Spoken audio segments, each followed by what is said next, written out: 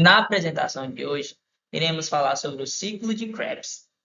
Eu sou Victor Leal e irei falar sobre a introdução. O ciclo de Krebs, também chamado de ácido cítrico ou ciclo do ácido tricarboxílico, é uma das etapas centrais da respiração celular. Ele ocorre dentro da matriz mitocondrial, em células eucarióticas, e tem como principal objetivo extrair energia das moléculas orgânicas provenientes dos alimentos. Após a glicólise quebrar a glicose em purivato, este é convertido em acetil-CoA, e então, dentro do ciclo de Krebs, durante o ciclo, uma série de reações produz moléculas que vão alimentar a próxima fase da respiração celular, a cadeia respiratória, oxidando completamente o carbono orgânico. Eu sou Emanuel e vou falar onde e como começa. O ciclo de Krebs, também chamado de ciclo do ácido cítrico ou ciclo do ácido tricarboxo, é uma etapa fundamental da respiração celular e representa o núcleo central do metabolismo energético das células. Ele ocorre em locais diferentes dependendo do tipo de organismo, nas células eucariontes, como na matriz mitocondrial, que é o interior mais profundo da mitocôndria. Já nos organismos procariontes, como bactérias, o ciclo acontece diretamente no citoplasma, porque eles não possuem mitocôndrias. Antes do ciclo propriamente dito, começa a ocorrer uma etapa essencial, a glicólise, que acontece no citoplasma de qualquer célula nessa fase. Uma molécula de glicose é quebrada em duas moléculas piruvato, liberando uma pequena quantidade de energia. Porém, o piruvato ainda não pode entrar direto no ciclo de Krebs. Ele precisa passar um processo chamado de descarboxilação oxidativa, que ocorre na mitocôndria das células eucariontes. Nessa etapa, cada molécula de piruvato se transforma em acetil-CoA, uma molécula fundamental que realmente inicia o ciclo, e essa conversão libera CO2, produz NADH, que é uma molécula transportadora de elétrons.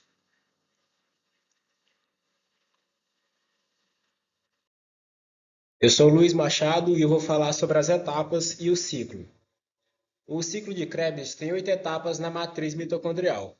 O acetil-CoA combina-se com o oxaloacetato para formar citrato. E o que seria o oxaloacetato? É um composto orgânico de 4 carbonos, crucial no metabolismo celular, servindo como molécula inicial e final do ciclo de Krebs. E ele forma o citrato.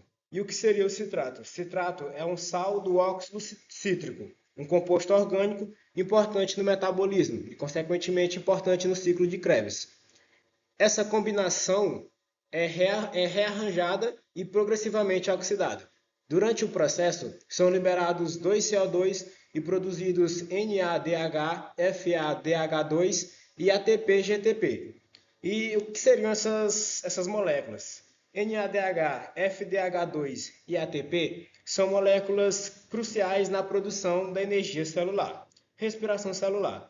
NADH e FDH2 são transportadores de elétrons que carregam energia da quebra de alimentos, glicose, etc., para a mitocôndria, onde liberam esses elétrons na cadeia de transporte de elétrons. Essa energia é usada para gerar grandes quantidades de ATP, que é a moeda energética universal da célula. Ela armazena e libera energia para as atividades celulares. E continuando. E aí, dessa forma, ao final, ele vai regenerar o oxalacetato, que eu já expliquei o que é, e reiniciar o ciclo novamente. Esse é o ciclo de Krebs.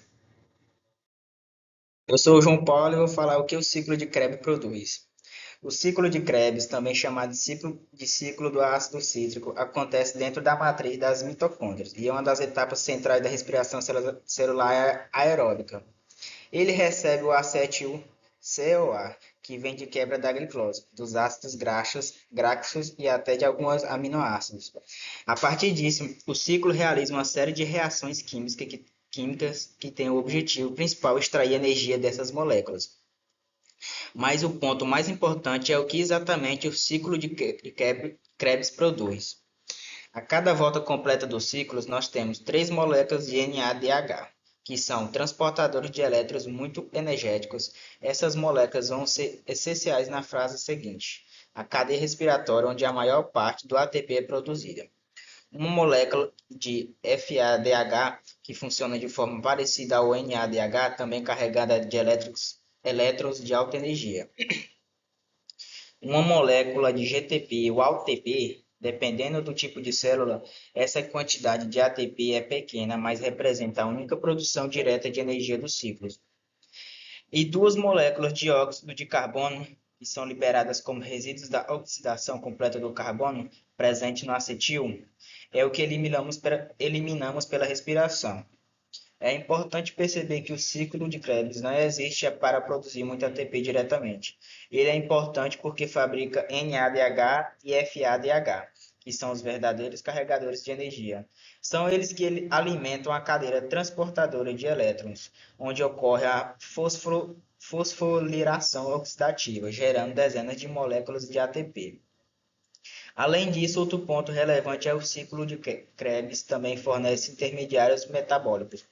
Esses intermediários servem como matéria-prima para formar aminoácidos, bases nitrogenadas e outras moléculas essenciais, ou seja, o ciclo não é apenas uma etapa de produção de energia, mas também uma via central do metabolismo celular. Com isso, fica claro que o ciclo de Krebs é fundamental que a célula consiga aproveitar ao máximo a energia contida nos alimentos e manter suas atividades vitais. Sou a Larinaba e vou falar sobre a importância do catabolismo no ciclo de Krebs. Já que nós vimos onde e como acontece, como funciona, eu vou explicar por que ele é tão importante. Na energia para a célula, o principal motivo é que é uma das etapas que mais gera moléculas ricas em energia, como o NADH e o FADH2. Essa molécula seguem para a cadeia respiratória e permite a produção de grande parte do ATP, que é combustível da célula. Já na integração metabólica, ele é um ponto central de ligação entre os carboidratos, as proteínas e as gorduras. Ou seja, praticamente todos os nutrientes que consumimos acabam passando por ele. Por isso, o ciclo de Krebs é considerado um ciclo metabólico fundamental. Já na produção de moléculas importantes, por quê? O ciclo também ele fornece intermediários usados para formar aminoácidos e outras substâncias essenciais para o funcionamento das células. Então, ele não serve apenas para gerar energia, mas também manter vários processos biológicos. Já no papel de equilíbrio do organismo, outra função que é bastante importante, porque é a liberação de CO2, que vai ser eliminado na respiração. Esse processo ajuda no equilíbrio ácido-base e na manutenção das vidas metabólicas. A conclusão é que, em resumo, o ciclo de Krebs é essencial porque transforma nutrientes em energia, fornece matérias-primas para outras vias metabólicas e mantém o equilíbrio químico do organismo. Sem ele, a célula não conseguiria gerar ATP suficiente para sustentar as vidas.